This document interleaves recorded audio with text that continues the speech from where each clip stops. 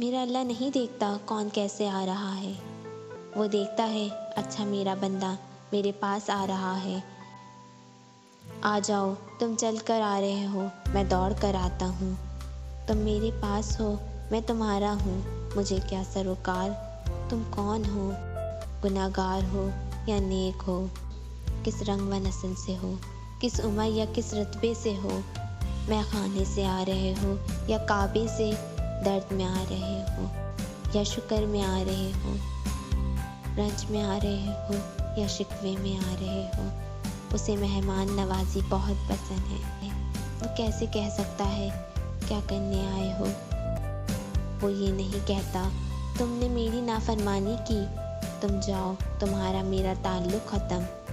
नहीं, वो कहता है बताओ कौन है तुम्हारे सिवाय, मेरे पास आ जाओ। मेरे बंदे मांगो मुझसे, एक बार दिल से मांगो, तो सारा ज़माना भी तुम्हारा कर दूँगा।